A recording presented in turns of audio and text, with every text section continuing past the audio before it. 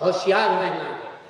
مفکر ملت حضرت امیر شریعت مولانا احمد ولی فیصل رحمانی دامت برکاتہ کہتے ہیں کہ ہم نے اور آپ نے یہ طے کیا ہے کہ ہم جمہوری ملک میں رہیں گے، اور جمہوری ملک میں رہنے والا وہ فٹ بال کا کھلاڑی ہوتا ہے، کرکٹ کا کھلاڑی۔ فٹ بال کا 11 کے 11 کھلاڑی مسلسل دوڑتا رہتا ہے، مسلسل کوشش کرتا رہتا ہے۔ اگر وہ دوڑنا بند کر دے گول کھا کے ہار جائے گا، اگر وہ دوڑنا بند کر دے اس کی ہار ہو جائے گی۔ اسے مسلسل دوڑنا پڑتا ہے، مسلسل چلتے رہنا پڑتا ہے۔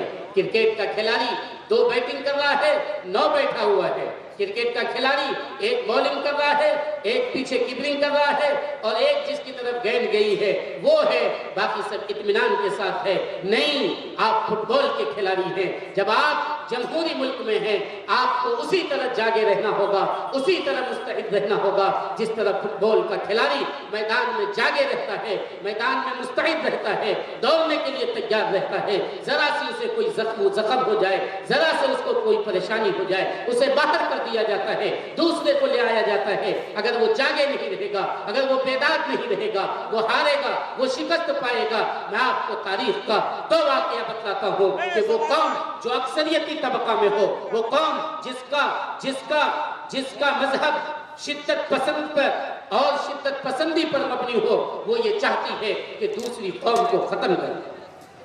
آپ یہ نہ سمجھے کہ میں لمبی تقریر کروں گا، میں مولانا کا انتظار کر رہا ہوں، آپ حضرات پریشان نہ ہوں۔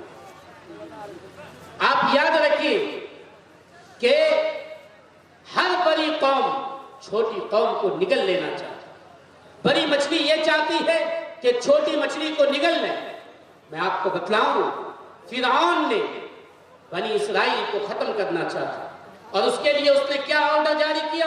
اس نے حکم دیا کہ جتنا بھی بنی اسرائیل میں لڑکا پیدا ہو، بیٹا پیدا ہو، اسے قتل کر دیا جائے، لڑکیاں پیدا ہو اسے چھوڑ دیا جائے۔ آپ بتائیے سارے لڑکے قتل کر دیے جائیں گے، نسلیں چلیں گی؟ نہیں، نسل ختم ہو جائے گی۔ دوسرا واقعہ لیجئے، بعد کے لوگوں میں ایک مجوسی بادشاہ تھا، اس نے کیا کیا؟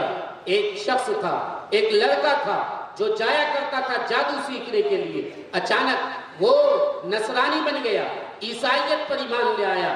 اس وقت میں حق پرست وہی لوگ تھے جو عیسائیت کے مذہب پر تھے۔ انہوں نے کیا کیا؟ اس بادشاہ نے کہا یہ دوسرے مذہب کو کیوں قبول کیا؟ اس لیے لے جاؤ، اسے سمندر میں ڈبو دو۔ اسے کشتی پہ سوار کیا گیا، سمندر کے بیچ میں لے جایا گیا، لیکن کشتی ہلی اور جتنے لوگ ڈبانے کے لیے لے گئے تھے وہ سارے ڈوب گئے، اور وہ کشتی پر اکیلا باقی رہ گیا۔ وہ بچ کر نکل گیا، کہا کہ اس کو لے جاؤ، پہاڑ کی اونچائی سے اسے گرا دو۔ جو لوگ پہاڑ کی اونچائی پر لے کر گئے، پہاڑ میں زلزلہ آیا، اچانک پہاڑ پر سے وہ سارے لوگ گر گئے اور یہ وہاں سے بچ کر چلا آیا۔ اس نے یہ کہا ہے بادشاہ اگر تم مجھے قتل کرنا چاہتے ہو، ایک میدان میں سارے لوگوں کو جمع کرو اور وہاں تیر اس نام سے پکارو کہ میں اس لڑکے کے رب کے نام سے، اس لڑکے کے خدا کے نام سے تیر چلاتا ہوں، یہ کہہ کے تیر مارو تو میں مر جاؤں گا۔ چنانچہ اس نے یہی کیا۔ جب یہ کہا تو تمام لوگوں نے سن لیا کہ ارے اس کا مطلب یہ ہے کہ اس لڑکے کا جو خدا ہے وہی حق ہے۔ چنانچہ سارے لوگ اس لڑکے کے خدا پر ایمان لے آئے۔ وہ لڑکا تو مر گیا لیکن 20,000 لوگوں کو بیک وقت میں اس بادشاہ نے کیا کیا؟ بڑا سا گڈھا کھودا، اس میں آگ جلایا اور آگ لگا کر تمام 20,000 لوگوں کو ایک ساتھ اس میں ڈال دیا۔ میں نہیں کہہ رہا ہوں، قرآن کریم نے دونوں واقعہ کو بیان کیا ہے۔ فرعون نے حکم دیا تھا لڑکوں کو قتل کرنے کے لیے، یذبحون ابناءهم ویستحیون نساءهم، یہ حکم دیا تھا۔ اور اس کے بعد پھر فرمایا کیا؟ قتل اصحاب الاخدود، کہ کھائی والوں کو قتل کر دیا گیا، کھائی والوں کو قتل کر دیا گیا۔ اور اذ هم علیہا قعود، یہ پوری تفصیل بیان کی گئی ہے۔ یہ کھائی والے وہی تھے۔ دنیا میں 1-2 مثال کم سے کم قرآن میں ایسی ہے کہ جو طبقہ اکثریت میں ہوتا ہے وہ چھوٹے طبقہ کو ختم کر دینا چاہتا ہے، اسے مٹا دینا چاہتا ہے، اسے ختم کر دینا چاہتا ہے۔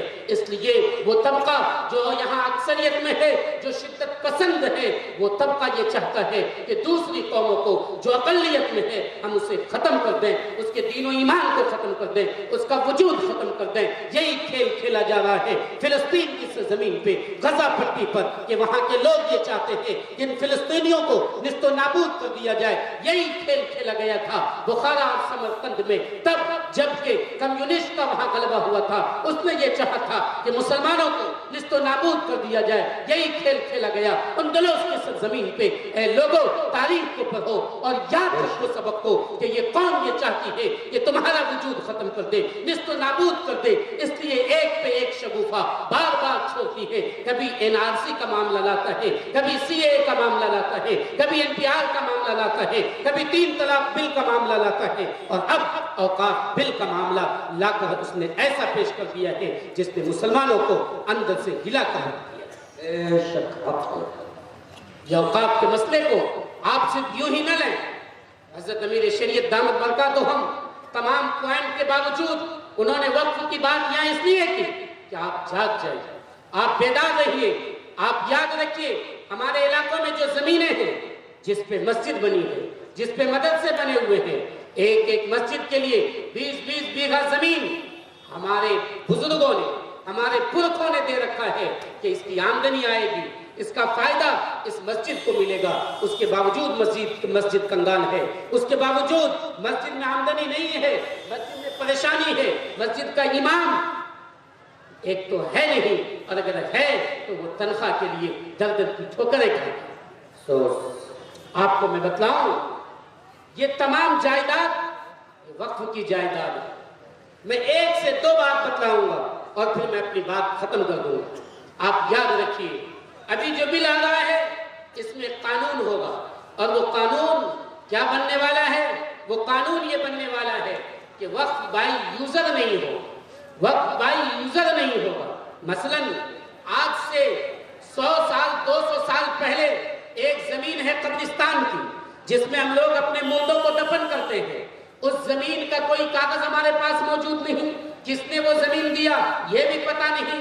پہلے زمانے میں لوگ کیا ہوتا تھا، اپنے مردوں کو لے کر کندھے پہ جاتے تھے زمیندار کے دربار پہ اور کہتے تھے کہ حضور ہمارا بیٹا مر گیا ہے، ہمارا ابا انتقال کر گیا ہے، اسے کہاں دفن کر دیں؟ زمیندار تو زمیندار ہوا کرتا تھا، کلیجہ پہلے بڑا ہوا کرتا تھا، اب کلیجہ چھوٹا ہو گیا ہے، دل گردہ بھی چھوٹا ہو گیا ہے۔ وہ جاتا تھا اور کہتا تھا دیکھو یہ آم کا درخت ہے، یہاں سے لے لو اس نیم کے درخت تک، یہ تمام جگہ جو ہے اس کو قبرستان بنا لو، اس میں مردوں کو دفن کرو۔ اس نے زبان سے کہہ دیا، شریعت یہ کہے گی کہ وہ قبرستان ہو گیا، اب وہ ہمیشہ کے لیے قبرستان ہوگا۔ خود زمیندار اگر چاہے اب اس زمین کو بیچنے کے لیے وہ بیچ نہیں سکتا ہے، اپنے بیٹوں کو دینا چاہے نہیں دے سکتا ہے، کسی کو گفٹ اور ہدیہ کرنا چاہے نہیں کر سکتا ہے، چونکہ اب وہ قبرستان کی زمین ہو گئی۔ اب آپ بتائیں، آپ سے کہا جائے گا کاغذ پیش کیجئے، 6 مہینے کے اندر جتنے قبرستان ہیں، جتنی مسجدیں ہیں، جتنے مدرسے ہیں، جتنا اسکول اور کالج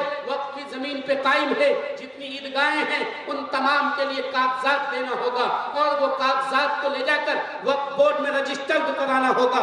اگر رجسٹرڈ آپ نے 6 مہینے کے اندر نہیں کیا، ممکن ہے کہ قانون کی طرف سے، آپ حکومت کی طرف سے بلڈوزر آئے گا، مسجد کے کنارے پہ کھڑا رہے گا اور یہ کہے گا اس کا کاغذ دکھاؤ۔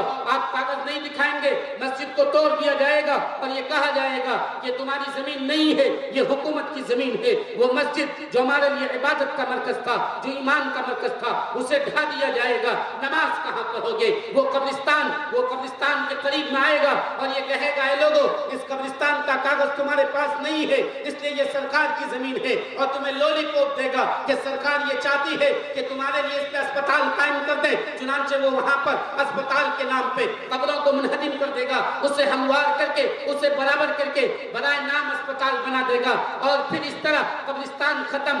آج سے 15-20 سال بعد کی زندگی سوچو، اگر قبرستان تم سے چھین لیا جائے، تمہارا بیٹا مر جائے، تم اسے اپنے اس پہ لے کر تم نکلو گے کہ اب اسے دفن کہاں کریں؟ حضرت نے فرمایا 3x6 کی قبر ہوا کرتی ہے، تم 3x6 کی زمین خریدتے پھرو گے تاکہ ہم اپنے بیٹے کو اس میں دفن کریں، ہم اپنے باپ کو دفن کریں۔ لوگوں کے پاس تو اتنی زمین نہیں ہے کہ وہ اپنا گھر بنا سکے، لوگ تو فٹ پاتھ پہ زندگی بسر کرتے ہیں، لوگ تو اس ملک میں اس طرح زندگی بسر کرتے ہیں کہ جب سیلاب آتا ہے تو اس کے گھر کا سامان सामान मौजूद नहीं रहता है, वो जान बचाए फिरता है। वो कागज को कहां से महफूज रख सकता है, वो कागज को कहां से बचा सकता है। इस मुल्क में ये कहा जा रहा है कि तुम अपनी जमीन का कागज नहीं बल्कि उस कागज को पेश करो जो कि आम लोगों की प्रॉपर्टी है, जो कि पब्लिक प्रॉपर्टी है, उसका तुम कागज पेश करो। कोई नहीं पेश कर सकता है। नतीजा ये होगा कब्रिस्तान तुमसे छीन लिया जाएगा, तुम अपने मुर्दों को दफन करने के लिए दर दर की ठोकरें खाओगे। ईद की नमाज पढ़ने के लिए तुम यहाँ वहां जाओगे,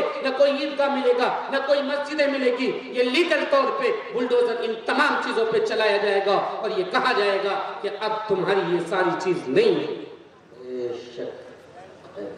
हम तो मुसलमान हैं, नमाज हमारे लिए सबसे जरूरी, नहीं तो कम से कम ईद और बकरीद वाली नमाजी तो सब है ना, ईदगाह आपके लिए खत्म। कम से कम कब्रिस्तान जिसमें मुर्दों को दफन करते हैं वो हम लोगों के लिए, वो सारा खत्म। अभी क्या है, अभी कानून ये है कि हुकूमत आए और वो देखे कि यहाँ मस्जिद बनी हुई है तो वो उस पर कुछ नहीं कर सकता है। माशाअल्लाह, वक्त बाय यूजर, चूंकि वो वक्त बाय यूजर है, यूज में वो इस्तेमाल हुआ। नारे तकबीर। अब अजीमुल मर्तबत पीर तरीक़त मुस्लिह कौम व मिल्लत हजरत मौलाना सैयद अहमद नसर साहब बनारसी दावत बरकातुहुल आलिया सज्जादा रशीद खान का इमदादिया बनारस, अल्हम्दुलिल्लाह हजरत की आमद हो रही है। उनके इस्तकबाल में सारा मजमा खड़े हो जाइए, क्योंकि थोड़ी देर के बाद दुआ ही हो जाए। खड़े हो जाइए और आगे की तरफ बढ़िए। मैं ज़हमत बार बार इसलिए दे रहा हूँ ताकि आप हजरत मुहस्सस हो जाए।